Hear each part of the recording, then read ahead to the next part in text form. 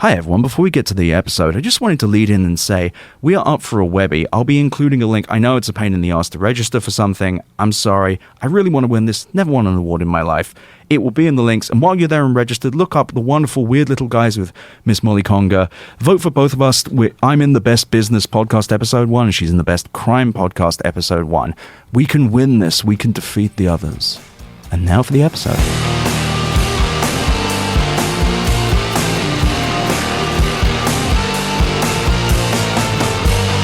Better Offline. Every day I am punished and killed, and you love to watch. Welcome to Better Offline. We're live from New York City, recorded straight to tape, of course, and I'm joined by an incredible cast of people. To my right, I have Paris Martineau of The Information. How you doing, Paris? What's up? What is up? Edward Ongweso of the Tech Bubble newsletter. Hello. And the wonderful Allison Morrow of the CNN Nightcap newsletter. Hi. And Allison, you wrote one of my favorite bits of media criticism I've ever read recently. Do you want to actually walk us through that piece? Because I think I will link it in the notes. Don't worry, everyone. I'd be happy to. I wrote a piece. I think the headline we ended up with was like, Apple's AI is not the disappointment. AI is the disappointment. Yeah. And this was inspired by credit to where it's due. I was listening to Hard Fork with Kevin Roose on my husband and I were driving out to the country and listening to this and just getting infuriated. Yeah. And basically their premise was, or at least Kevin Roose's premise was that AI is failing, that Apple is failing this moment in AI. Right. And Apple has been trying, it's been like the laggard, that's a narrative we've heard in tech media over and over. And it's like, Kevin Roose's point was like, oh, well, they should just start getting more comfortable with experimenting and making mistakes and, violating everything that Apple brand kind of stands for and like force the AI into a consumer product that no one wants. And I was like, respectfully, no. It's also such a funny argument given that it was a mistake being made by Apple that resulted in the whole Houthi PC small group situation. Wait, what was that? Walk us through that. That was specifically how the editor-in-chief of The Atlantic ended up in a secret military signal chat. Wait, I missed what? How have you missed I saw the this? signal thing, but how did Apple? I'm sorry, have you guys not been online? I don't use the computer. Better very much. offline. We're better offline. Oh, gosh, I should leave then. I've been reading the scrolls. So basically, The Atlantic came out a couple weeks ago with a article about how their editor-in-chief one day was suddenly added to a Signal group chat. Right, Signalgate. Yeah, Signalgate. But how did this Apple lead So to the this? Apple thing was, I'm forgetting who exactly reported this. This was in the last couple of days.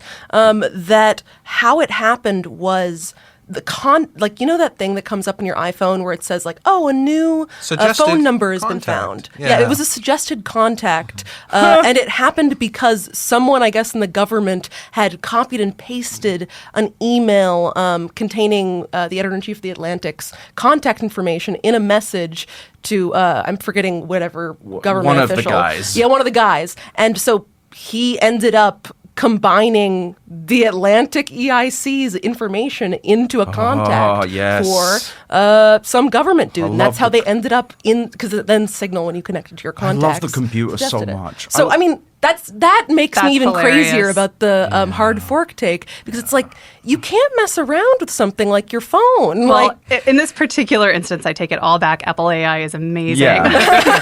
It gave us one of the best journalism stories of the year. You also made a really good point in here. I messaged you this on the way in. You made this point that there's a popular adage in policy circles that the party can never fail, it can only be failed. It is meant as a critique of the ideological gatekeepers who maybe, for example, blame voters for their party's failings rather than the party itself. The same fallacy is taking root among AI's biggest backers. AI can never fail, it can only be failed. And I love this because you get people like Kevin Roose, and there was a wonderful clip on the New York Times TikTok of Kevin Roose seeming genuinely pissy. He was like, I can't believe people are mad at AI because of Siri.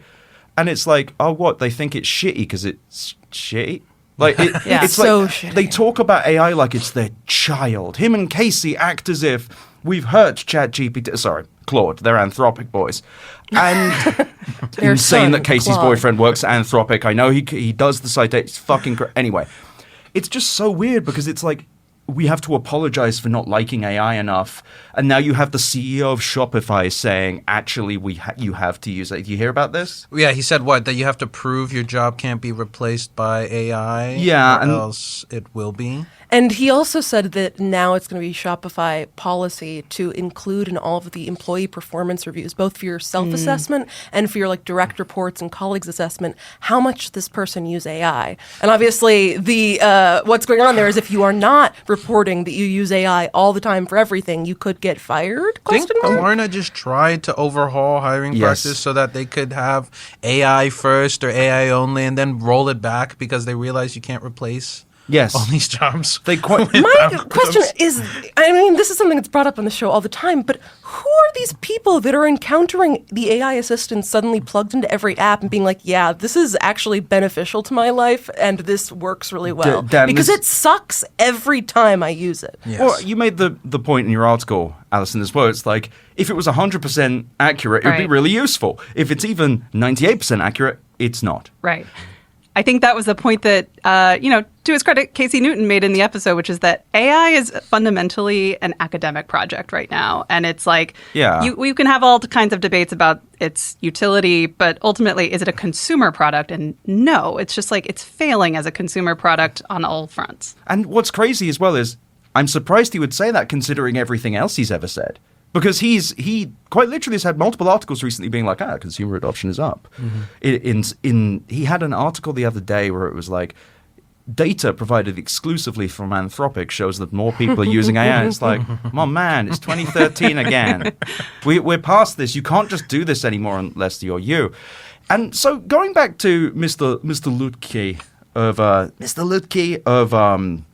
Shopify, I just want to read my favorite part of it. It says, I use it all the time, but even I feel I'm only scratching the surface, ... You've heard me talk about AI in weekly videos, podcasts, town halls, and summit. Last summer, I used agents to create my talk and presented about that. So all this fucking piss and vinegar, and the only thing you can use it for is to write a slop-ridden presentation to everyone about how good AI is without specifying what it does. I feel like I'm going insane sometimes with this stuff. I mean, in one way, that's great, right? The only place you should encounter it is maybe the team building retreats. That's the utility of this shit. This reminds me a lot of like media 2012, 2013, where it was all pivot to video and what's our video, our vertical video strategy. And it's like, okay, now what's our AI strategy? How are we injecting AI into everything we're doing? And it's like, well, to what end? Yeah, what's the point? This is something that has been driving me mad, especially with partnerships we're seeing between media firms and these AI firms. These are firms in the same sector that keeps lying to firms about how if you integrate artificial intelligence, this time it'll optimize your ability to find an audience or to get revenue, and we can include you in some esoteric revenue share program, or it will be able to claw back some of the eyeballs and the attention that you're interested in seeking. But each time it's actually just used to graft themselves onto services or to try to gin up excitement about these products, right? What's insane is this company has a multi-billion-dollar market cap. And I'm just going to read point 2. AI must be part of your GSD prototype phase. The prototype phase of any GSD product should be dominated by AI exploration. Prototypes are meant for learning and creating information. AI dramatically accelerates this process. How? Fucking how? Like, that's the thing. I have clients in my PR firm who will occasionally bring me AI things, and every time I'm just like, this better fucking work. Like, and to their credit, they do, but it's like, I have clients I turn down all the time who are like, yeah, we're doing this. And I'm like, is this just the chatbot? And they're like, no. I'm like, can you show me how it works? No. I'm like, oh, cool. Yeah, I don't think we're going to be a good fit somehow because you don't seem to be able to explain what your product does. But don't worry, this appears to be a problem up to the multi-billion-dollar companies as well. It's just, it feels like the largest mask-off dunce moment in history. Just these people who don't do any real work being like, it's the future, I think. I don't do anything real. Yeah. And the pivot to video thing, I think, is actually a really good comparison because I remember being in New York at that time and being like, I don't fucking like video. I don't like anyone. I don't think I want to consume video in the way that what it was, like Mike and everyone. And they were like, oh, we're going to do this video and this. We're going to do everything video now. Video first, no written content. It's like, I don't know a single goddamn human that actually does that. And also the other thing that Facebook was lying. That Facebook was just claiming, like averaging out the engagement numbers and everyone was wrong. But that was the same kind of thing. It's like very clearly the people who have their hands on the steering wheel are looking at their phone. And it's fucking confusing, but it's so much worse this time. It feels more egregious somehow. Yeah. Yeah, because it feels, I mean, we've had so many of these hype cycles kind of back to back to back from even the horizontal video days of Facebook to vertical video to whatever the hell the metaverse was supposed to be. To literally in an ominous moment, as I was walking in to record this, I saw a guy wearing a leather jacket with Bored Ape Yacht Club on the back, and I was like, God, That's what aged well. Yeah, I was like, Damn, that guy rocks. what a cool dude. But it's like, how long is this going to last? I have been actually looking at the numbers recently, and I don't know either, because for SoftBank to fund OpenAI, it might require them to destroy SoftBank. Like, S&P is downgrading their credit rating potentially due Hell to... yeah. Yeah, I know. Like, we're really at this point where it's just like, we've gone so much further than, like, the metaverse and crypto did, because those weren't really, like, systemic things. But this one, I think it's just the narrative has carried away so far that people are talking about a thing that doesn't exist all the time. I mean, in some elements, it kind of reminds me at the near the end or near the real peak is when we started also to see metaverse and crypto, sustainable refi shit where they're like, yeah. actually, you know, we can fight climate change with crypto by putting carbon credits on the blockchain. And so there was a moment where the frenzy and the speculative frenzy led to like world transformative visions that were bullshit. And I feel like we are heading there. We're in that direction with artificial intelligence where, you know, consistently we've been fed, oh, this is going to revolutionize everything. But it feels like the attempt to graft it onto more and more consumer products, more and more government services, more and more parts of daily spheres of life as a way to like privatize almost everything or commodify everything. Feels like downstream of the way cryptos attempt to put everything on the blockchain blew up. Yeah. I was thinking about this in a kind of like fundamentally cultural way where I think at some point in the last 30 years, there was a time when everything coming out of Silicon Valley was cool. Yeah. Whether it was like useful or world transformative, it was cool and there was like an edge to it. And people were like, ooh, that's neat. Yes, disruptive. Yeah, disruption was everything. And like, I think post like Facebook Cambridge Analytica era, like 2016, tech has just stopped being cool and edgy. It's very corporate. And like, I don't think the rest of corporate America has kind of figured out that Silicon Valley's not the cool thing anymore. And that they can't that they're fully capable of being wrong and lying. Like that's the other thing. They've gotten very good at fundraising and marketing. But they're also not like kids anymore. Like we talk, I still see people referring to OpenAI as a startup. Right. Palmer Luckey is a kid. Palmer Luckey is as a kid who looks like Leisure Suit Larry and sells arms which to is the U.S. government. He's just a cute little kid. Yeah. He's just a little war drone. Right. He's just a little guy. It's a small being. We refer to them as startups, but also I think one of the most accomplished parts of AI marketing has been like we always refer to them as labs. Yeah. So they seem like so academic and like good fundamentally. And it's like these are companies. Like some of them might be part of a research institution or a university, but a lot of them are startups. Yeah, literal companies. Yeah, they are companies. Like Anthropic is a public benefit, I believe. And it's just remarkable. And I think what's happened here is that the narrative has gotten away to the point that we're really... The Dunce Mask-Off moment I mentioned is people like Mr. Lutke from Shopify. It's very clear he doesn't do any work. Like, I think that anyone who is just being like, yeah, AI is the future and it's changing everything without specifying anything doesn't do any work. I just don't... Bob Iger from Disney said AI is going to change. No, it's not. Bob, how's it changing your fucking life, you lazy bastard? Like, you're going to summarize your worthless emails that someone else reads as you lie on your Scrooge McDuck money? Yeah. And it's just... It's so bizarre, but it feels like we're approaching this insanity level where you've got people like Shopify being like, oh yeah, it's going to be in everything. As like OpenAI burns more money than anyone's ever burned. Anthropic lost $5.6 billion last year, reported by The Information. Done some incredible fucking work on this, I should say. And it just doesn't make any sense. And it's getting more nonsensical. You're seeing like all of the crypto guys have fully become AI guys now. And that was something I didn't like talking about at first because it wasn't happening. And now it's all of them. They all have AI avatars. This guy called Jamie Burke is real real shithead. This guy was like a crypto metaverse guy, and he's now a full AI guy. Another guy called Bernard Marr, who's just a harmless Forbes, like a kind of like an NPC, like one of the hollows from Dark Souls walking The around. Venn diagram is increasingly becoming a circle. Yeah, but he's onto quantum now, which is a bad boy. sign. That's a bearish boy. sign. When you got one of the Forbes guys moving on to quantum, we're cooked. What about Thermo? Isn't there? Who's isn't there- Thermo? Isn't there some like? Oh, Thermo, yeah. Isn't there some scam? for Thermodynamics. thermodynamic Fuck yeah, I'm going to computing or become a something? thermodynamics influencer. I know what that means. I also know what that means, but if anyone could tell me real quick. But I think the most egregious one I've seen, I sent this all to you. Ed, I think you and I have talked about this the most. There was one of the stupidest fucking things I've read in my worthless life.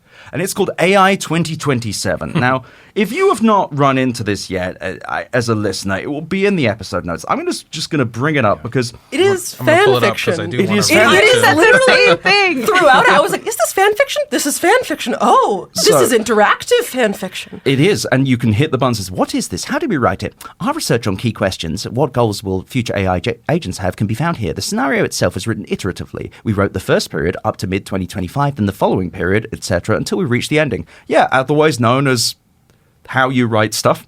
Like you writing in a linear fashion. We then scrapped this and did it again. You should have scrapped it in all of it. Now, this thing is, it is predicting that the impact of superhuman AI over the next decade will be enormous, exceeding that of the Industrial Revolution. We wrote a scenario that represents our best guess at what it might look like, otherwise known as making stuff up. Not even over the next decade. It basically says it's going to have superhuman, like, catastrophic or world-changing impact in the next 5 years. Like by 2023, we're either going to be completely overtaken by our robot overlords or like at a, tenuous peace. Yeah, and it's insane as well because it has some great headlines like mid-2026, China wakes up, and then I love that China was so far behind. It's Yeah. such a like. When did this come out? This came out like a week ago, and I've been sent it by a lot of people. If you're one of the people who sent it, don't worry, I'm not mad at you. It's just I got sent it by a lot of people. This thing is one of the most well-written pieces of fan fiction ever in that it appears to be like a Manchurian Candidate situation for idiots. Not saying this is about the same thing, but anyway, Kevin Roose wrote up the piece in full. He wrote up a piece about this called, I'm just going to say, The AI Forecast Predicts Some Storms Ahead. Some storms. Some storms, That's my not bad. even an accurate description of all of the storms it predicts. And the long and short of this, by the way, I have read this a few times because I fucking hate myself. The long and short of it is that a company called OpenBrain, who could that be? Yeah. It could be anyone. Anyone. OpenBrain, they create a self-learning agent somehow, unclear how. All they add is just that how many teraflops it's going to require, and it can train itself, and also requires more data centers than ever. How they get them, how those are funded, no fucking clue. Isn't explained. Probably the easy. Actually, this is this just occurred to me. Probably the only thing they could actually reasonably extrapolate in here is the cost of data centers. That's the only thing, and they don't.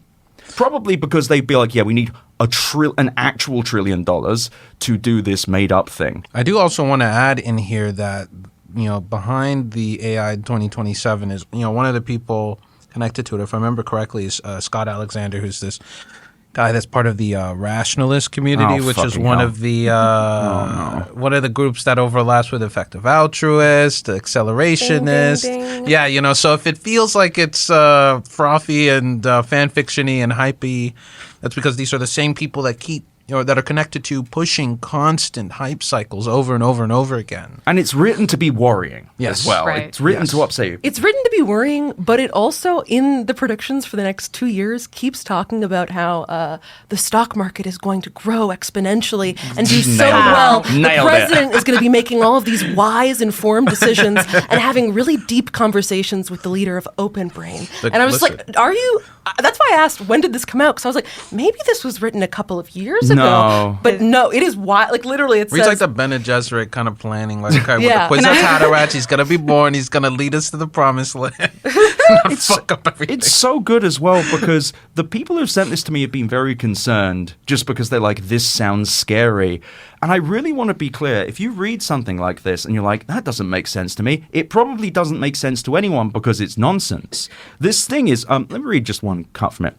The AI R&D progress multiplier. What do we mean by 50% faster algorithmic progress? We mean that OpenBrain makes as much AI research progress in 1 week with AI as they would in 1.5 weeks without. Who fucking cares, Matt? What are you talking about? If a frog had wings, it could fly. Like, what you... And what's crazy is, and I know I bag on Kevin Roose, it's because he's a nakedly captured part of the tech industry now. I am in public relations, and I'm somehow less frothy about this. That should tell you fucking everything.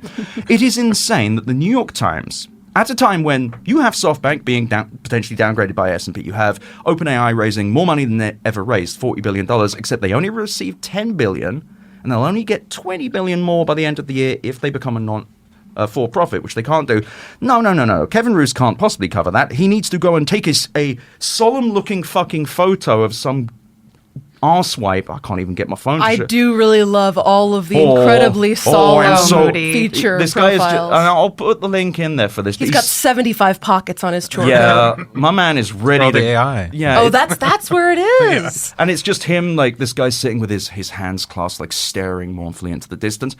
This is what you're spending your time on, Kev. And I'm just going to read some Kevin Roose. The AI prediction world is torn between optimism and gloom. A report released on Thursday decidedly lands on the side of gloom. That's Kevin Roose's voice. But my favorite part of this, by far, I'm going to take a second to get it, because Ed, I sent this to you as well. Where is it? So also a lot of this is... Oh, here we go. If all of this sounds fantastical, well, it is. Nothing remotely like what Mr. Taljo and Mr. Lifland are predicting is possible with today's AI tools, which can barely order a burrito on DoorDash without getting stuck.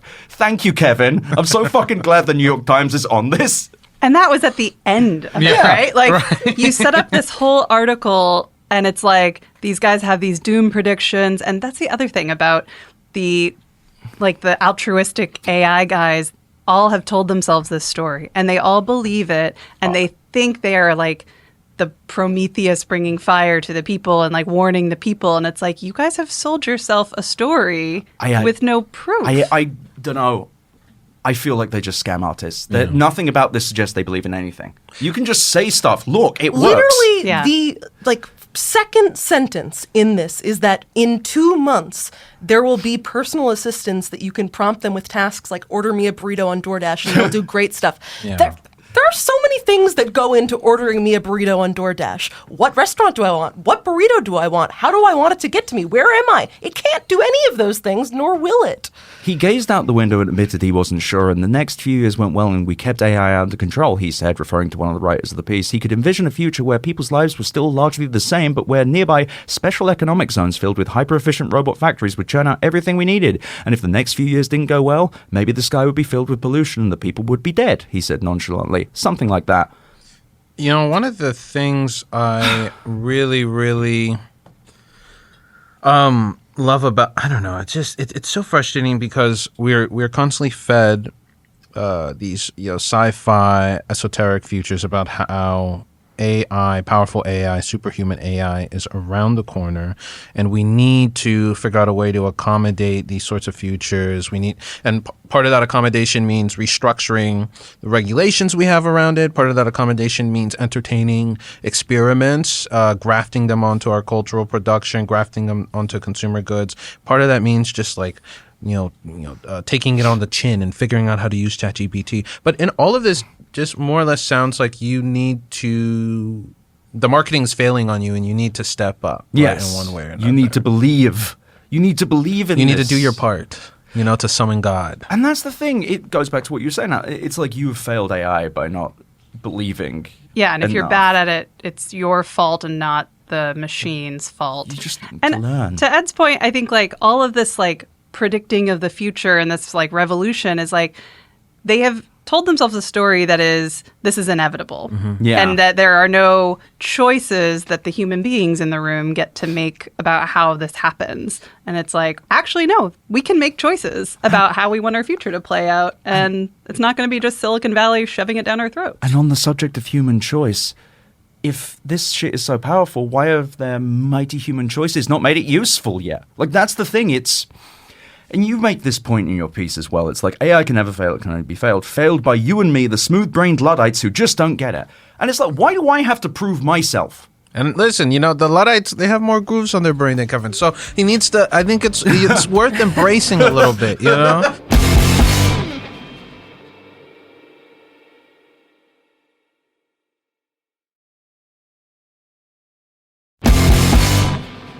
And look, I feel like Rob Horning wrote this newsletter a few weeks ago that I think he was honing in on this point that LLMs and these generative AI chatbots and the tools that come out of them are in some ways a distraction, because a lot of these firms are pivoting towards how do we, create all these products, but also how do we figure out, government products that we can provide, right? How do we get into defense contracting? How do we get into arming or integrating AI into arms? And increasingly it feels like, your AI agent's not going to be able to order your burrito. But these firms are also, at the same time that they're insisting superhuman intelligence is around the corner and we're going to be able to make your individual lives better, are spending a lot of time and energy on use cases that are actually dangerous, right? And it should actually be concerning in generating kill lists, right? Or facial recognition and surveillance. Which has already been around though, and isn't generative. Yeah, and it isn't generative, but the firms that are offering these generative products are spending actual, the stuff that they're actually putting their time and energy into is, these sort of demonstrably destructive tools under the guise and the kind of murky covering of it's all, artificial intelligence, right? It's all inevitable. It's all coming down the same pipeline. You should accept it. Yeah. And I think the thing is as well is those guys really think that's the next big money maker, but I don't think anyone's making any money off of this. Mm-hmm. No one wants to talk about the money because they're not making any. Like no one. Like I think I've read the earnings calls. I'm not going to listen of every single company that is selling an AI service at this point. I can't find a single one that wants to commit to a number other than Microsoft, and they'll only talk annualized, which is my favorite one. ARR. But ARR. But the thing is, ARR traditionally would mean an aggregate rather than just 12 times the last biggest month, which is what they're doing. No, that's the classic startup use of ARR. No, I refuse to. I burn my clients' asses to the ground with that one because it's like you can't just fucking make up a number unless you're in AI. Then you absolutely can. It's just frustrating because, and the reason I bag on Newton and Roos, other than all the others I've listed, is that I feel like in their position and in the position of anyone with any major voice in the media, skepticism isn't like something you should sometimes bring in. It's not, you don't have to be a grizzled hater like myself, but you can be like, hey, even if this did work, which it doesn't, how does this possibly last another year? And the reaction is, no, actually it's perfect now and will only be more perfect in the future. And I still get emails from people because I said once on an episode, if you have a use for AI, please email me. A regret of mine.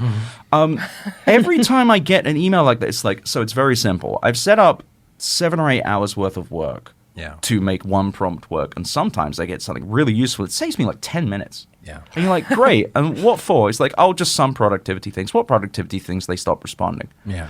And it's just, I really am shocked we got this far. I'm going to be honest. At this point, I will never be tired because my soul burns forever. But it's exhausting watching this happen and watching how it's getting crazier. I thought like as things got worse, people would be like, well, CNN's stepping up. But it's like watching the Times and some parts of the Journal still feed this. Also, the Journal has some incredible critical work on it. It's so bizarre. The whole thing is just so bizarre and has been so bizarre to watch in the tech media. I mean, I think part of it is also just because investors have poured a lot of money into this. And so, of course, they're going to want to back what they have spent hundreds of millions or billions of dollars on. Right. And much of the tech media involves reporting on what those investors are doing, thinking, and saying. And whether or not what those people are saying or doing it's often not based in reality. Mm-hmm. Yeah, I say as not a member of the tech media. So I have like kind of a general assignment, business, markets, econ. That's kind of my jam. And when like AI first started becoming the buzzword, like ChatGPT had just come out, I was like, oh, this sounds interesting. So I was paying attention, like a lot of journalists were. And like we've hit limitations. And I think part of the reason it's gotten so far is because the narrative is so compelling. Curing cancer. Yeah. We're gonna end. It's my favorite one, not my favorite one, silliest one is like, we're gonna end hunger. Nice. Okay, how? How? Also, the problem of hunger in the world is not that we don't grow enough food. No. It is a distribution problem. Yes. It is a sociological, it is a complicated problem. What actually is AI going to do? Also, that you're going to need human beings to distribute it. It just, like, Well, if you push them one step. If you read the 2027 AI thing, it explains that the AI is going to give the government officials such good advice, they'll be actually really nice and caring to poor people. And what's crazy is, here's the thing, and I'm glad you brought that up. One thing I've learned about politics, particularly recently, but in historic means, when the government gets good advice, they take it. Every time. Every time. Every yeah. time they're like, this is economically good, like Medicare for all, which we've of course had forever and came close to numerous times decades ago versus now when we have it. And I think the other funny thing is as well with what you were saying, Allison, is like, yeah, it's going to cure cancer. Okay, can it do that? No. Okay, it's going to cure hunger. Can it do that? No. Okay, it's easy then. Perhaps it could make me an appointment. Also no. Can you buy something with it? No. Can it take this spreadsheet and move stuff around? Maybe. Sometimes. It can write a robotic sounding script for you to make the appointment yourself. Wow. You know? I mean, I would even say that, like, I could give the benefit of the doubt to researchers who are really working on the scientific aspects of this. Like, I'm not a scientist. I don't know how to cure cancer. But if you're working with an AI model that can do it, like, God bless. But businesses actually do take money-making advice and money-making technology when it's available. And I think about this all the time with crypto, which is another area I cover a lot. It's like, if it were the miracle technology that everyone or its proponents have said it is, businesses would not hesitate to rip up their infrastructure to make more money. And like, no one's doing it. And it's like, oh, well, they haven't figured out how to optimize it yet. And it's like, that sounds like a failure of the product and not a failure of the people using it. So I get back to the whole, like, AI cannot fail. It can only be failed. And it's the same with crypto and a lot of other tech where it's just like, this is not a product that people are hankering for. And I think part of the notable thing is when we do see examples of large businesses being like, oh yeah, we're going to change everything about our business and integrate AI. We're going to be an AI first company. The products that end up coming out of that are, there's an AI chatbot in my One Medical app now. Cool. That does nothing for me. Right. When I'm trying to search the Amazon comments on a product, suddenly the search box is replaced with an AI chatbot. That's not doing even 1/10 of what you've promised. It's also the same product every fucking time. It's just an AI chatbot that isn't super helpful. And it's great. I remember back in 2015, 2016, I had an AI chatbot company. They took large repositories of data and turned it into a chatbot you'd use.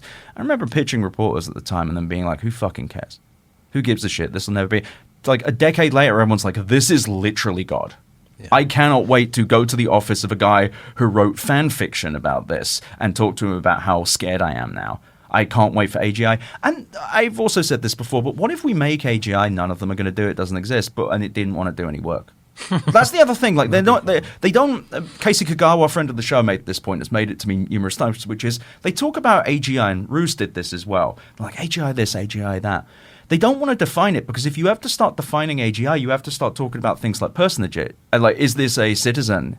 Can this thing feel pain? Because surely consciousness could feel pain. Oh, you could take pain out. How does it have real consciousness? None of the. And hey, how many is one? Is it one unit? Is it a virtual machine? Like, there are real tangible things. And you know they don't want to talk about that shit because you even start answering one of those and you go, oh, right, we're not even slightly close, are we? We don't even know how the fuck to do a single one of these things ever.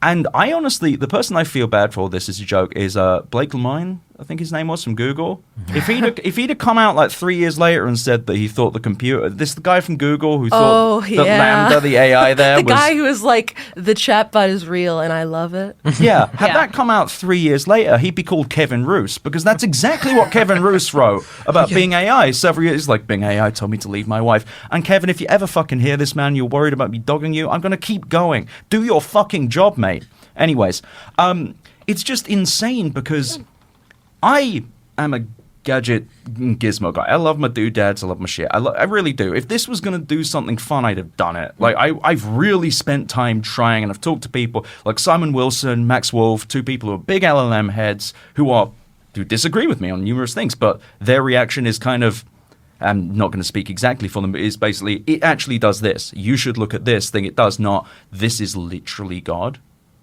But it all just feels unsustainable economically, but also I feel like the media is in danger when this falls apart too, because the regular people I talk to about ChatGPT, I pretty much hear two use cases. One, Google search isn't working, and two, I need someone to talk to, which is a worrying thing.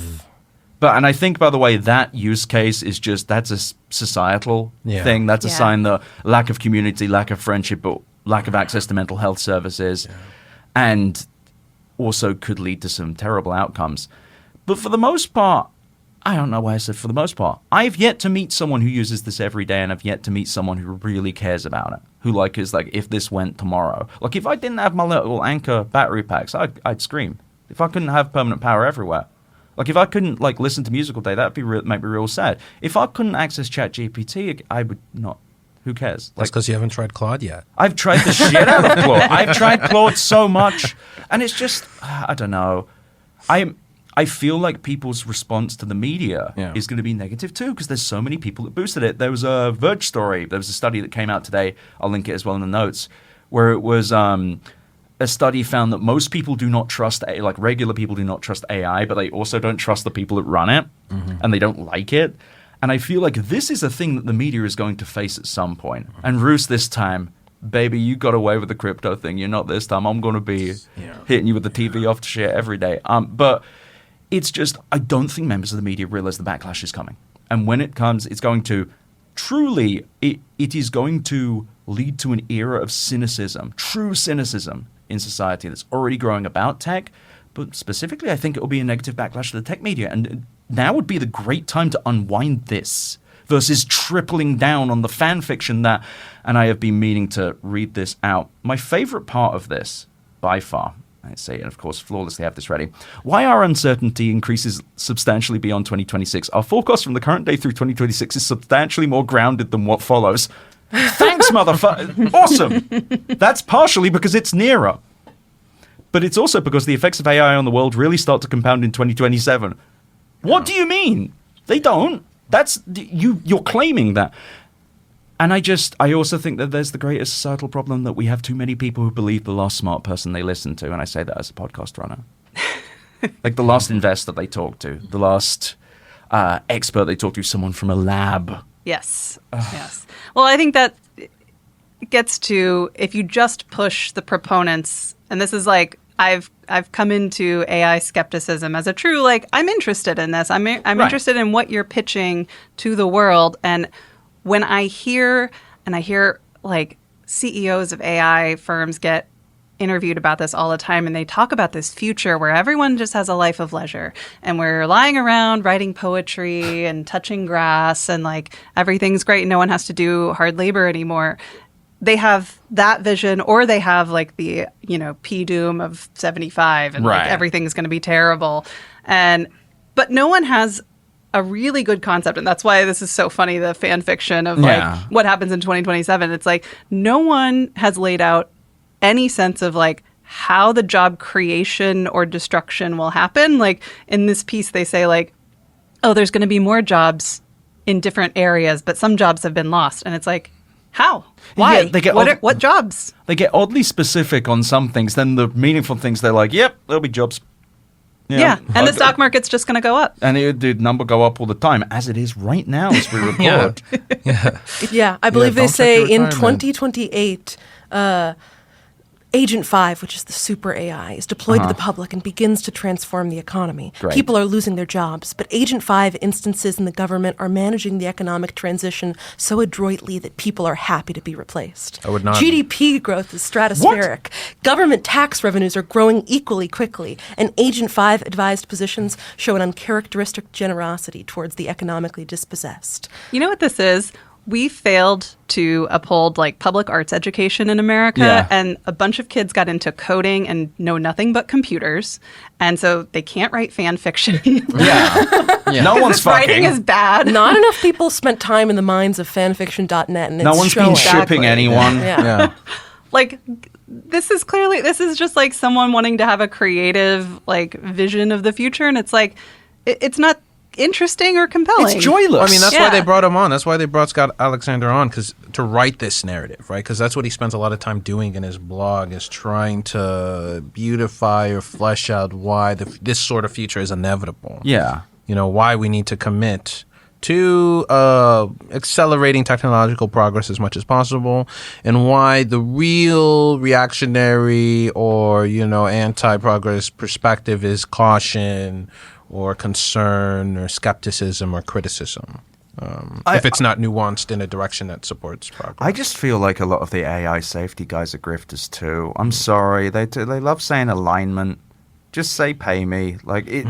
I know that we should have. I get the occasional email about this being like, you can't hate AI safety. It's important. It is important.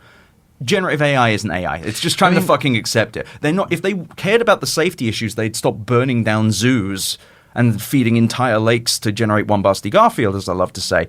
But they would also be thinking about the actual safety issues of what could this generate, which they do. You can't do anarchist cookbook shit. It's about as useful. Phil Broughton, friend of the show, would be very angry for me to bring that up. But the actual safety things of it steals from people, it's destroying the environment, it's unprofitable and unsustainable. These are actual safety issues. These are actual problems with this. They don't want to solve those. And indeed, the actual other safety issue would be, hey, we gave a completely unrestrained chatbot to millions of people and now they're talking to it like a therapist. That's a safety issue. No, they love that. I do think that one criticism of the AI safety initiatives that is incredibly politically salient and important right now is that they are so hyper-focused on the long-term 100 years from now future where AI is going to be inside all of us and we're all going to be, robots controlled by an overlord, that they are not paying attention to literally any of the harms happening right now. Or are they deliberately not talking about the harms today because then they'd have to do something at work when they get each day? It's like when 972 Mag reported on how Israel was using or trying to integrate artificial intelligence into generating its kill lists and targets, so much so that they started targeting civilians and used that to fine-tune targeting of civilians. I saw almost nothing in the immediate aftermath of this reporting from the AI safety community. Almost no interest in talking about a very real use case where it's being used to murder as many civilians as possible. Silence. And that's a real short-term concern that we should have. But that would require the AI safety people to do something. And what they do is they get into work. They're making $250,000 a year. They get into work. They load Slack. They load Twitter. And that's what they do for 8 hours. And they occasionally put out posts being like, by 2028, the AI will have fucked my wife. And everyone's like, God damn it, no, not our wives. Right. The final frontier. But it is all like, they want to talk about 10, 15, 20 years in the future, because if they had to talk about it now, what would they say? Because I could give you AI 2026, which is OpenAI runs into funding issues, can't pay CoreWeave, can't pay Crusoe to build the data centers in Abilene, Texas, which requires Oracle, who have raised debt to fund that, to take a bath on that. Their stock gets hit. CoreWeave collapses because most of CoreWeave's revenue is now going to be OpenAI. Anthropic can't raise because the funding climate has got so bad. OpenAI physically cannot raise in 2026 because SoftBank had to take on murderous debt to even raise one round. And that's just with like 1 minute. You're getting me excited here. No. Next newsletter, baby, and probably a 2-part episode. But that's the thing. They don't want to do these because they would claim I'd get framed as a skeptic. They also don't want to admit the thing in front of them because the thing in front of them is so egregiously bad. With crypto, it was not that big. Metaverse, it was not that big. I do like that Meta burned like $40 billion, and there's a Yahoo Finance piece about this, just on mismanagement. Like, it's just like I love. It's also sick that they renamed themselves after It's the so metaverse. good. Yeah. It's Really- so it's Can't really- go back. Yeah. Can't go back. Yeah, like they should get Meta. They should just change. Oh, they should add an I. They at should the just add end. an I at the end. It's just, if anyone talks about what's actually happening today, which is borderline identical to what was happening a year ago, let's be honest. It's April 2025. April 2024 was when I put up my first piece being like, hey, this doesn't seem to be doing anything different. And it still doesn't. Even with reasoning. It's just more. You just wait for Q3. Agent Force is going to... Yeah, Agent Zero is going to come out. Yeah. Actually, the information reported that 47. Salesforce is not having a good time selling Agent Force. You'll never guess why. Wow. Turns out that it's not that useful due to the problems of generative AI. Oh, no. If only someone had said something, which the information... I've bagged on the information a little bit, but they are actually doing insanely good work. Like Corey Weinberg, Jurasawa, Elisa Gardizzi, Paris, of course, but I'm specifically talking The about AI, the AI team is and fantastic. Steffi Palazzo, of course. And like, it's great because we need this reporting for when this just collapsed so that we can say what happened. Because it's going to. If I'm wrong, and man, would that be embarrassing. Just gonna be honest, like if I'm wrong here, I'll look like a huge idiot. But if I'm right here, like everyone has over leveraged on one of the dumbest ideas of all time. Like silly. It would be like crypto. It would be like if everyone said, actually, crypto will replace the US dollar, and you just saw like the CEO of Shopify being like, okay, I'm going to go buy a beer now using crypto. No, this is going to take me 15 minutes. Sorry. That's just for you to get the money. Actually, it's going to be more like 20. The network's busy. Okay, well, how's your day? Oh, you use money, huh? Yeah, okay. Yeah, you should let that guy in front of me. This is going to be a while. But it's what we're doing with AI. It's like, well, AI is changing everything. How? It's a chatbot. What if we have a Uber scenario where maybe they abandoned the dream of like this $3 trillion addressable market that's worldwide? They abandoned the dream of like being a monopoly in every place, and focus on a few markets and some algorithmic price fixing so that they can figure out how to juice fares as much as possible, reduce the wages as much as possible, and finally eke out that profit. What if we see, some of these firms, they pull back on the ambition or the scale, but they persist and they sustain themselves because they move on to some smaller vision? I feel like Occam's razor, that's the most likely Yeah. situation, is that, AI tools are useful in some way for some slice of people and make a lot of, maybe, let's be optimistic, it makes a sizable chunk of a lot of people's jobs somewhat easier. Like, It's okay, great. was that worth spending billions and billions of dollars and also burning down a bunch of trees? Has that Probably happened, not. though? Like, No, that's I'm just saying that could No. be, I think, best case scenario. No, I'm not saying you're Yeah. wrong. I'm just saying, like, we haven't even reached that yet. Because with Uber, it was this incredibly lossy and remains quite a lossy business, but still delivers people to and from places and objects to and from places. Things Yeah, that- you don't have to, as much as I hate them, I'll give them credit. You don't have to, less drunk driving, Yeah. and some transit in parts of cities where there's not much in the way of public transit, right? This is like if every ride was $30,000 Yeah. and every car Well, hey. weighed 100,000 tons. Well, when you factor in the externalities, Just like like- pollution, maybe. But that's the crazy thing. I think generative AI is so much worse as well, Yeah. pollution-wise. But even pulling that back, it's like, I think OpenAI just gets wrapped into Copilot. I think that's literally, they just shut this shit. They absorb Sam Altman into the hive mind. And I think so. My chaos pick for everyone is Satya Nadella is fired and Amy Hood takes over. If that happens, Okay. I think is Prometheus the one who can see stuff. I don't read. No, he gave fire to mortals. Yeah, Stole famous. Techne. I just spit fire.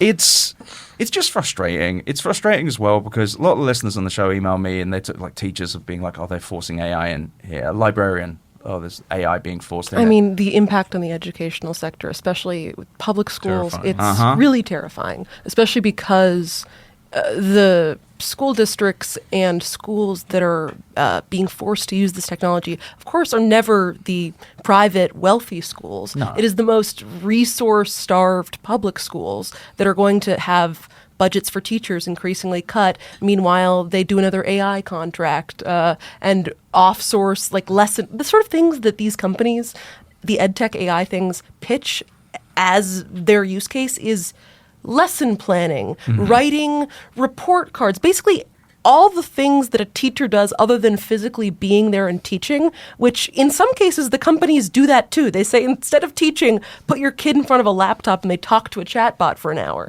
And that's to the what thing. end? And the school could, of course, I don't know, spend money on something that's already being spent, which is teachers have to buy their own fucking supplies all the time. Teachers have to just spend a bunch of their money on the school, and the school doesn't give them money, but the school will put money into ChatGPT. It's just... they should ban it at universities as well. Everything I'm hearing there is just like real fucking bad. Like I mean, the issue is, from talking to university professors, it's like impossible for universities to ban it. Can you elaborate? I haven't talked to any. I guess professors are the obvious example is like essays. Yeah. Like professors get AI written essays most of the time, and they can't figure out whether they are AI written or not. They just notice that all of their students seem to suddenly be doing worse in class while having similar output of written assignments. There are very few tools for them to be able to accurately detect this and figure out what to do from it. Meanwhile, I guess getting involved in trying to like prosecute someone for doing this within the academic system is a whole other thing. But on the in K through 12 especially, it's been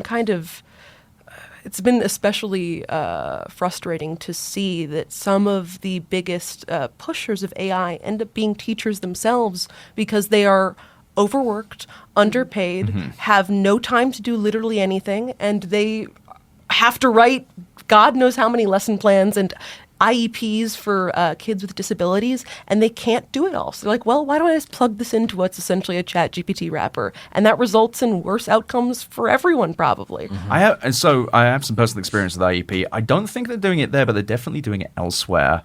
And if you've heard IEP, that fucking kills me. That's one of the things that these tools often pitch themselves as. I want to create strangle IEPs. someone. Yeah. I want to put my hands around someone's fucking Can you throat. describe what an IEP is? It is I forget what it stands for, I think but it's individual education plan. I that might sounds be right. wrong, but that's the vibe. It is generally the plan that's put for a child with special needs, so autism being one of the most obvious one. It names exactly what it is that they have to do, like what the teacher's goals will be, like They like legally have to do all the things in that document. Like and it changes based on the designation they get. And so, like, it's different if you get, there's like an emotional instability one, I believe. And nevertheless, there's like separate ones, and each one is like the goals of where the kid is right now, where the kid will be in the future, and so on and so forth. The idea that someone would use ChatGPT, and if you're listening to this and use ChatGPT for one of these, I fucking hate your ass so bad. I understand you're busy, but this is very important.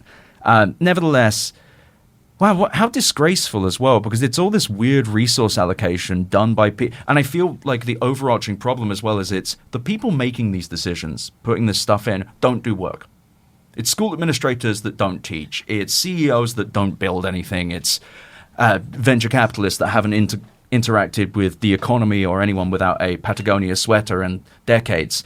And it's these VCs, they're investing money based on how they used to make money, which was they invest in literally anything and then they sold it to literally anyone. And that hasn't worked for 10 years. Allison, you mentioned the thing 2015-ish. That was when things stopped being fun. That was actually the last time we really saw anything cool. That was around the Apple Watch era. Yeah. And it was really the end of the hype cycles, the successful ones at least. They haven't had one since then. VR, AR, XR, crypto, metaverse, the Indiegogo and Kickstarter era. Sharing economy. Yeah. But these all had the same problem, which was they cost more money than they made. And they weren't scalable. And this is the same problem we've had. What we may be facing is the fact that the tech industry does not know how to make companies anymore. Like, that may actually be the problem. Can I add one thing to what you said about people who don't work? I think there are people in Silicon Valley, and I'm going to get a million emails about this, but there are a lot of Silicon Valley men who are white men who don't really socialize. Yep.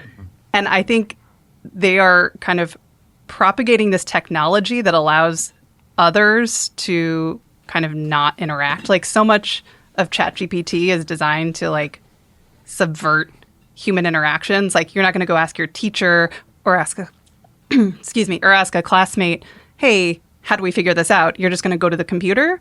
And I think that culturally, like I people who grew up with computers, God bless, but we need to also value social interaction. And it's interesting that there's this very like small group of people, often who lack social skills, propagating a technology to make other people not have social skills. And I think there's also a class aspect to that, because Totally. I don't grow up particularly with like, I had food on the table, but one thing I grew up was I don't trust any easy fixes. Nothing is ever that easy. Is something that if something seems too good to be true, too accessible, there's usually something you're missing about the incentives or the actual output. So no, I wouldn't trust a computer to tell me how to fix something, because I don't fucking, like, you made that up. It isn't this easy. There's got to be a problem. The problem is hallucinations.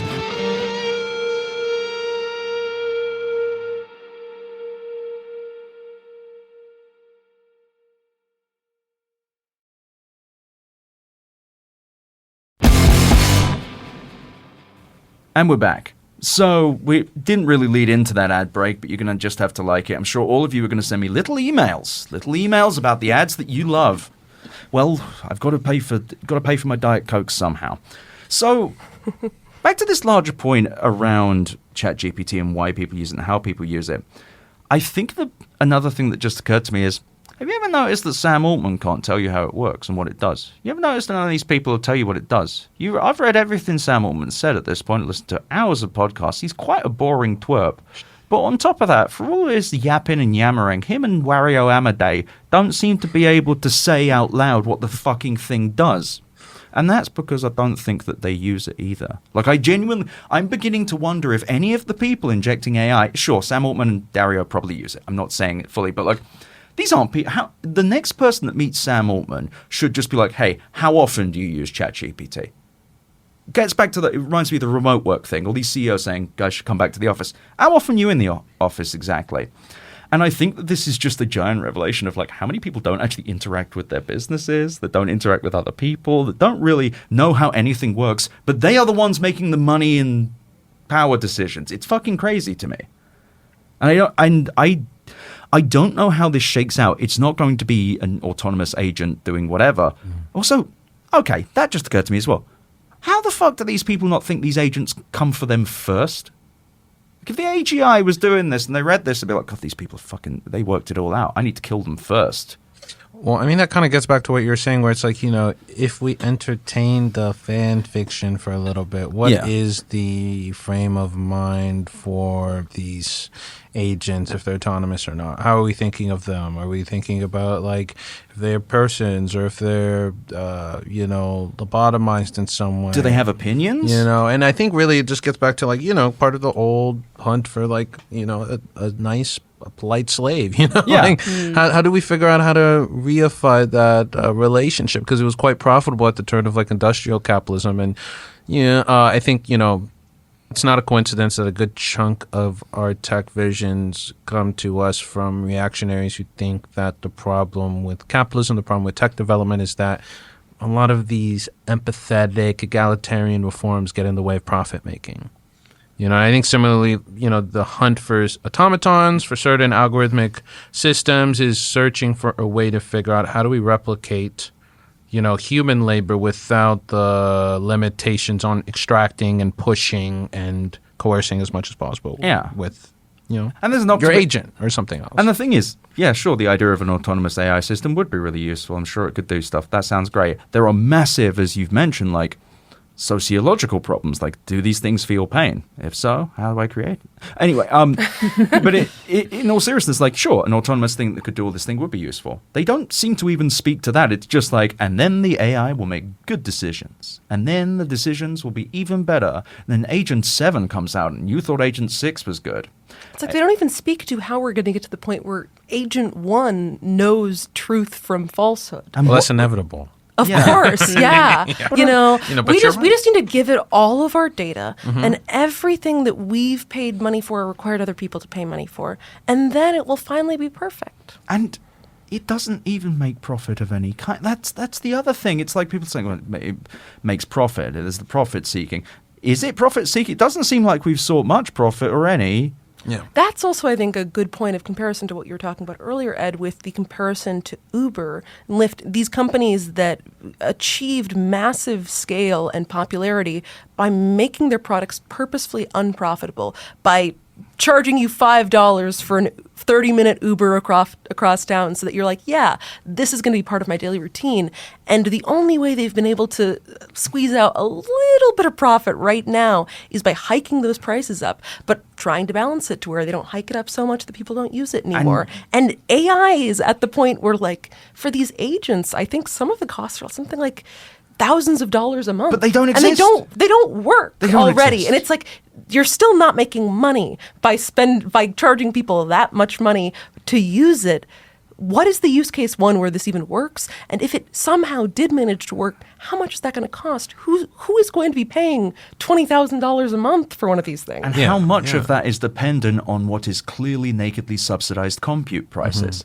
How much of this is because Microsoft's not making a profit on Azure Compute, OpenAI isn't making, Anthropic isn't. What happens if they need to? What if they need to? They're going to that's the subprime AI crisis from last year. It's Well, that's when you get the venture capitalists insisting that that's why we need to, do this AI capex rollout, because if we build it out like infrastructure, then we can actually lower the compute prices and not subsidize it anymore. Yeah, that's the thing. But that's the other thing. So the information reported, OpenAI says that by 2030 they'll be profitable. How? Stargate. Yeah. And you may think, what does that mean? And the answer is Stargate has data centers. Now, I just have one little question. This isn't a knock on the information. They're reporting what they've been told, which is fine. A little question with OpenAI, though. How? How does more equal less cost? Because this thing doesn't scale. They lose money on every prompt. It doesn't feel like they'll make any money. In fact, they won't make any money. They'll just have more of it. And also there's the other thing of data centers are not fucking weeds. They don't grow in 6 weeks. They take 3 to 6 years to be fully done. If Stargate is done by next year, I will fucking barbecue up my Padres hat and eat it live on stream. That's if they're fucking alive next year. Also, the other thing is, getting back to 2027 as well, year 2026, 2027 is going to be real important for everything. 2027 or 2026 is when Wario Amade says that Anthropic will be profitable. That's also when the Stargate data center project will be done in 2026. I think that they may have all just chosen the same year because it sounded good, and they're going to get in real trouble next year when it arrives, and they're nowhere near close. I can't wait until all of those companies announce that because of the tariffs, that they have to delay their timeline, and it's like completely out of their hands. But no, the tariffs, you understand, the tariffs. I got a full act of God. I got a full roasted pig. I'm going to be tailgating Microsoft earnings April 23rd. Cannot wait. Yeah, you should go to like a data center. Have a marching band while at the end of Severance. But that's the thing. I actually agree. I think that there's going to be difficult choices. Sadly, there's only really two: one, capex reduction; two, layoffs, or both, because they have proven willingness to lay off to fund their capex. But at this point, people are they're asking to what end? Why are we doing this? It feels like the collapse of any good or bad romantic relationship, where just one party's doing shit that they think works from years ago, and the other party is just deeply unhappy and then disappears one day. And the other party being This just happened. I watched an episode of Lost last night, and it just happened. Yeah. This is Lost is a far more logical show than any of this AI bullshit, but it's. Let's not get that crazy. No, it's a bad show. It's about no, I wouldn't say that either. Talking about something that's very long, very expensive, and never had a plan, but everyone talks about like it was good despite it never proving it. Lost. Yeah, sorry, I really do have some feelings on that. You're gonna get some emails. I'm sure. You're gonna get email from me. He is texting me. Ed is writing an email. Ed is just sending me the very quiet water pistol emoji like 100 times. Yeah, I think it's just, I can't wait to see how people react to this stuff as well because I obviously will look very silly if these companies stay alive and somehow make AGI. AGI is killing me first. Like, the Gravedigger AI truck is going to run me over outside my house. It's going to be great. But I can't wait to see how people explain this. I can't wait to see what it's like, we never saw the tariffs, maybe. Right, and I talked to an analyst just last week who's like a bullish AI tech investor, and he said already you're seeing investment pullback because of expectations in the market, that these stocks were overbought in the first place. And now there's all this other turmoil, external macro elements that are going to kind of take the jargon of like the froth out of the market. It's all gonna deflate a little bit. And so I was asking him, like, is the AI bubble popping? And he says no, but tariffs are definitely like deflating it and delaying whatever progress that we are going to be promised from these companies is going to be delayed. Even if it was going to be delayed, they were going to find other reasons. This is a convenient macro kind of excuse to just say, like, oh, well, we didn't have enough chips. We didn't have enough investing. We didn't have enough compute. Be patient with us. We're going to have the revolution is coming. What's great as well, talking of my favorite Wall Street analyst, Jim Cramer of CNBC. So CoreWeave's IPO went out. I just need to mention we are definitely in the hype cycle because Jim Cramer said that he would sue an analyst, D.A. Davidson, on behalf of NVIDIA for claiming that they were a lazy Susan. As in, basically what the argument is that NVIDIA funded CoreWeave so that CoreWeave would buy GPUs, and at that point CoreWeave would then take out loans on those GPUs for CapEx reasons, CapEx including buying GPUs. So very clearly, and also you attack Gil over at D.A. Davidson, you and me, Kramer, in the ring. But we know we're in the crazy time when you've got like a TV show host being like, I'm going to sue you because you don't like my stocks. I think that like we're going to see like a historic washout of people, and the way to change things is this time we need to make fun of them. I think we need to be like actively, we don't need to be mean, that's my job. But we can be like, to your point, your article, Allison, it's like, say like, hey look, no, what you are saying is not even rational or even connected to reality.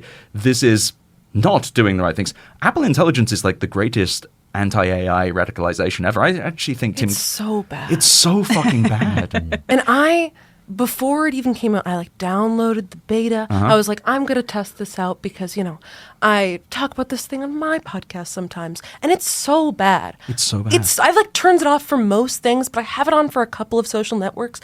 And I mean, I guess with the most recent update, it got marginally better, but it still constantly tells me so-and-so replied to your Blue Sky skeet. I check. They didn't. That person didn't even like the skeet. I don't know where that name came from. And this happens like every other day. It's just completely wrong. I'm like, how? My favorite is the summary text for Uber where it's like several cars headed to your location. We're gonna take die, you out. Kalanick mode, activate it. No, it's great as well because I usually don't buy into the Steve Jobs would burst from his grave thing. I actually think numerous choices Tim Cook has made have been way smarter than how Jobs would have done. This is actually like he's going to burst out of the ground, Thriller style. Actually, was that zombies pop out? And anyway, because it's nakedly bad. And close. It's not a great reference, but it's nakedly bad. Like it sucks. And I've people in my life who are non-techie will constantly be like, hey, what is Apple Intelligence? Am I missing something? I'm like, no, it's actually as bad as you think. And I mean, it's also small other things beyond just the notification summaries. The thing that every time I highlight a word and I'm trying to, sometimes I might want to use fine definition or any of the things that come up, I have to scroll by like 7 different new options under the like right click or double click thing. And if you hit writing tools, it opens up a screen-wide thing. Yes, it opens up a thing and I'm like, who is trying to use this to rewrite a text to their group chat? Who is this for? I feel like Apple, to its credit, is recognizing its mistake and it's clawing it back and like delaying Siri indefinitely. I mean, I don't know if I agree on that one. That's fair. Because the thing they're delaying is the thing that everyone wanted. I think they can't make it work because the thing they're delaying is the contextually aware Siri, right? Yes, they're quote unquote delaying it. It doesn't exist. It never existed. Yeah, we'll see. Apple's washed. You think Apple's no, I mean, but that's the thing. It's the most brand conscious company on the planet. And when I wrote, like, when they did their June revelation of the Siri AI is going to come out, and they said it was going to come out in the fall, and then it was coming out in the spring, and now it's not coming out ever, ?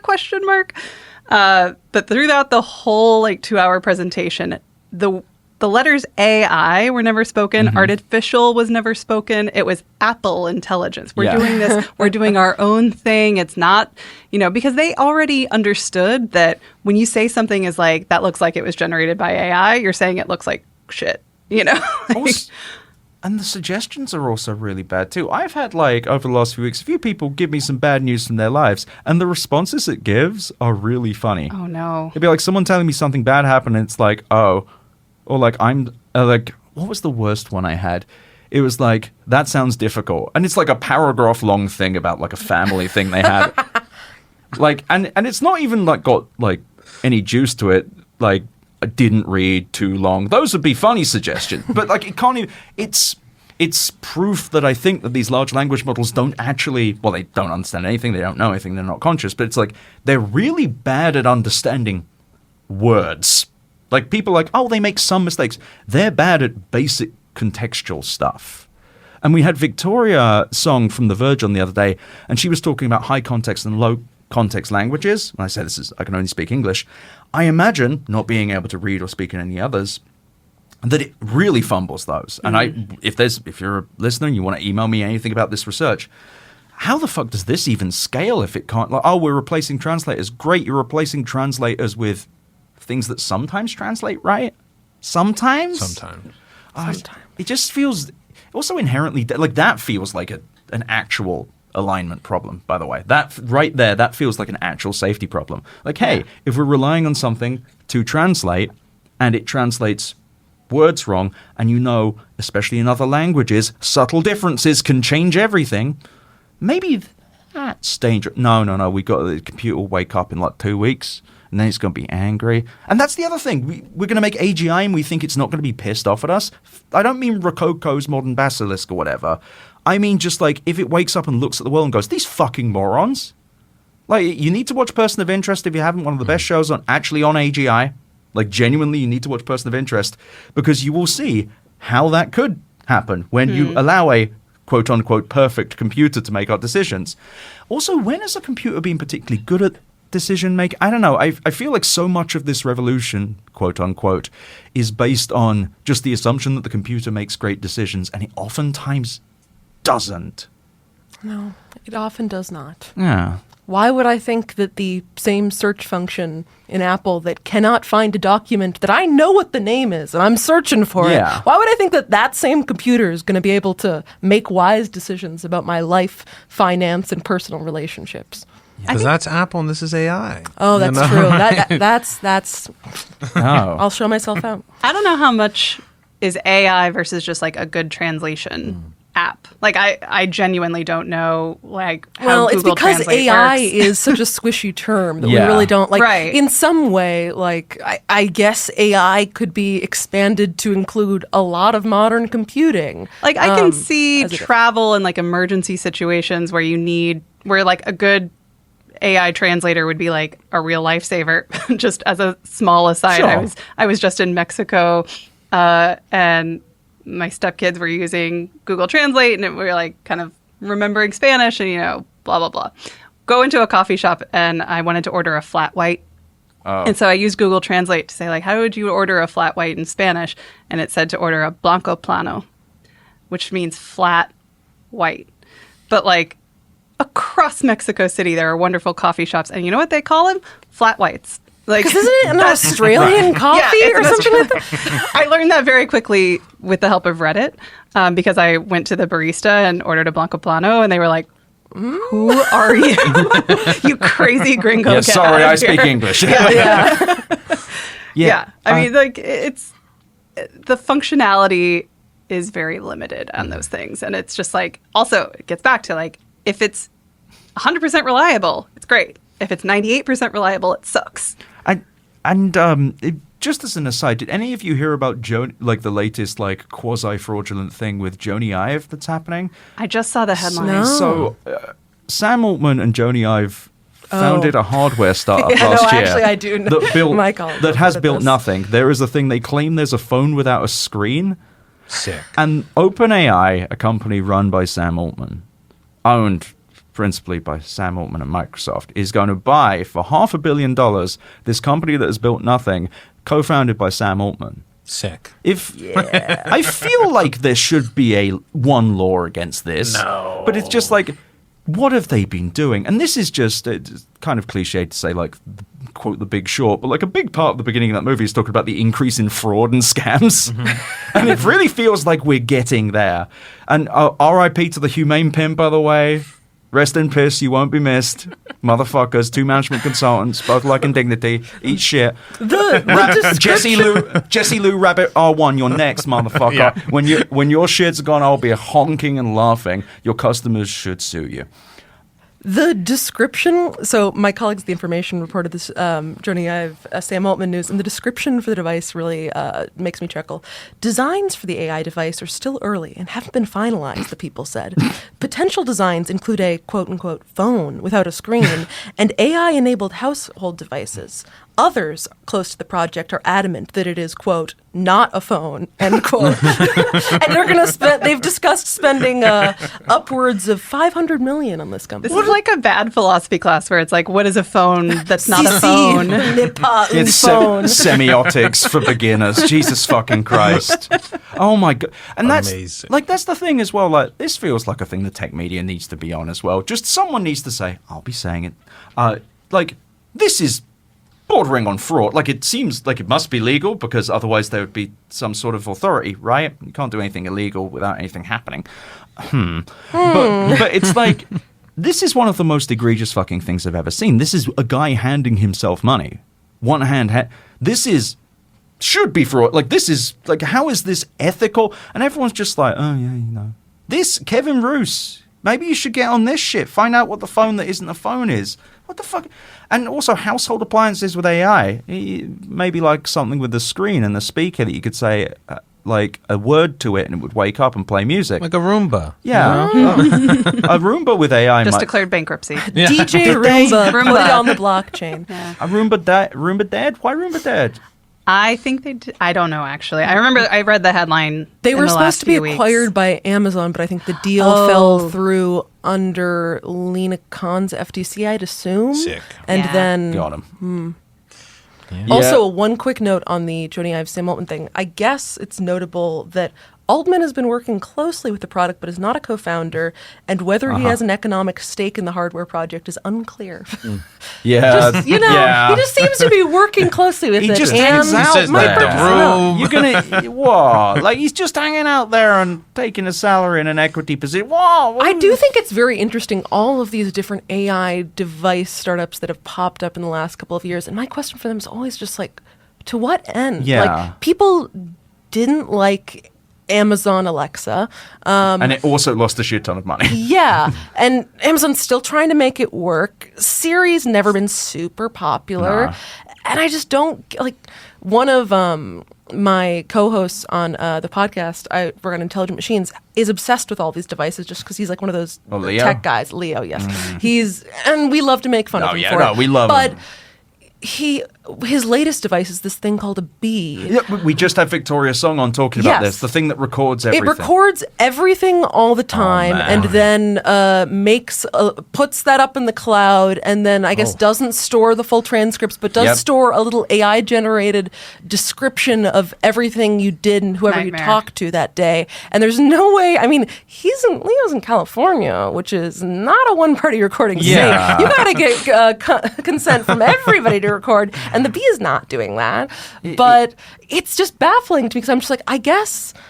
He's like, well, it could be nice to have record of all of my days all the time. And I'm like, I guess, but to what end? Just record it. Just record it. Write it down. Write a diary. There's literally a Black Mirror episode about that. I believe it's the first episode of Black Mirror. Where everyone has like a recording device. And then it does, when you were talking about this on the show, I was listening thinking like, in this Black Mirror thing, it reminded me that like when Facebook started having like all your photos collected under your photos and like how we started reliving so many experiences online. Like you never could scroll been back and like look at how happy you were like 6 years ago, like, and it creates this like cycle. Like imagine if every interaction, every like romantic interaction, every sad everything you could replay back to yourself, it sounds like a nightmare to me. I do think it's also just a like humans, we're not built socially to exist in a world where every interaction is recorded and searchable with everyone forever. Like you would never have a single friend.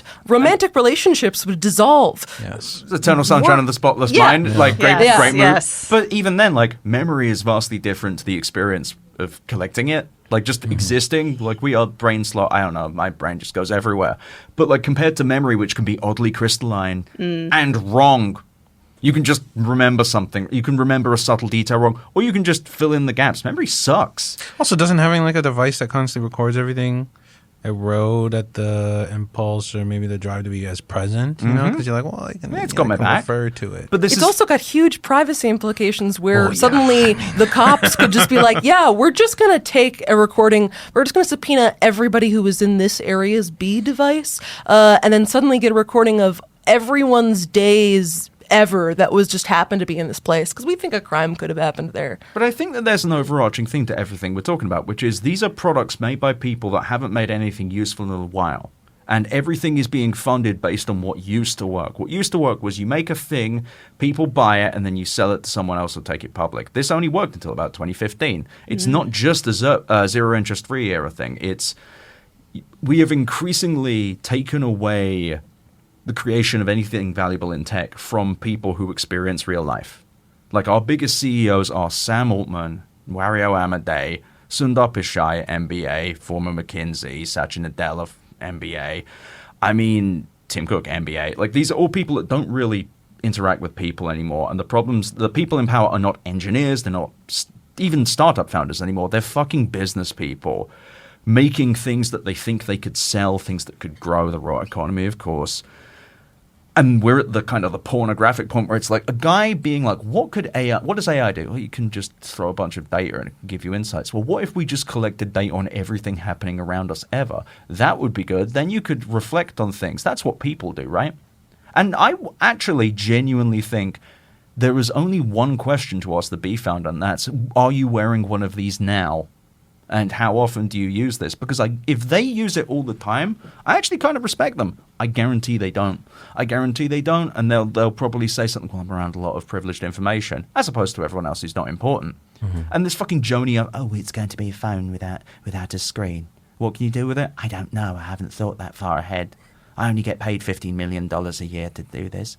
The question is also, who wants a phone without a screen? The screen's the best part. I love the screen. I love to hate the screen. But they don't talk to anyone. They don't have human experience. They don't have friends they have friends who are all like have $50 million in the bank account at any time. They just like exist in a different difficulty level. They're all going at very easy. They don't really have like predators of any kind. They don't really have experiences. So what they experience in life is when you have to work out what you enjoy. And because they enjoy nothing, all they can do is come up with ideas. That's why the Rabbit R1. Oh, what do people do? Order McDonald's. Can it do it? Not really. But it also could take a photo of something. It could be pixelated. You could kind of order an Uber through it, maybe. What was great was the Rabbit launch. The Rabbit launch, and he tried to order McDonald's live, and it just didn't work. It took like 5 minutes to fail. Iconic. It was, and that's the thing. Like, I feel like when this hype cycle ends, the tech media needs to just be aggressively like, "Hey, look, fool me thrice, shame on me." Like maybe next time around, we can ask the questions I was asking in 2021, where it's like, what does this do? Who is it for? And if anyone says it could address millions of people, it's like, have you talked to one of them, motherfucker?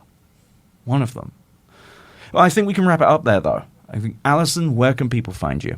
You can find me at cnn.com/nightcap. I write the CNN Business Nightcap. It's in your inbox 4 nights a week. Hell yeah. Ed? I write a newsletter on Substack, The Tech Bubble. I co-host a podcast, This Machine Kills, with Jathan Sadowski.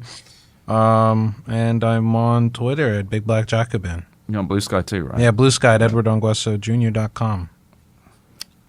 You can read my work at The Information. I also host a podcast called Intelligent Machines, and you can find me on Twitter at Paris Martineau or on Blue Sky at paris.nyc. And you can find me at edzitron.com on Blue Sky, Google, Who Destroyed Google Search, click the first link. It's me. I destroyed Google Search along with Bubba Ragavan. Fuck you, dude. If you want to support this podcast, you should go to the Webbies. I will be putting the link in there. I need your help.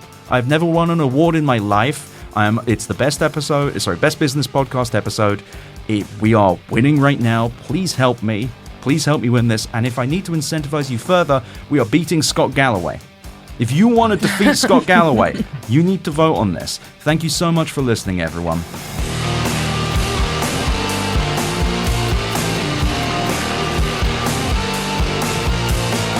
Thank you for listening to Better Offline. The editor and composer of the Better Offline theme song is Matt Osowski. You can check out more of his music and audio projects at matosowski.com. MATTOSOWSKI.com. You can email me at easy@betteroffline.com or visit betteroffline.com to find more podcast links and, of course, my newsletter. I also really recommend you go to chat.wheresyouרד.at to visit the Discord and go to r/betteroffline to check out our Reddit. Thank you so much for listening. Better Offline is a production of Cool Zone Media. For more from Cool Zone Media, visit our website, coolzonemedia.com, or check us out on the iHeartRadio app, Apple Podcasts, or wherever you get your podcasts.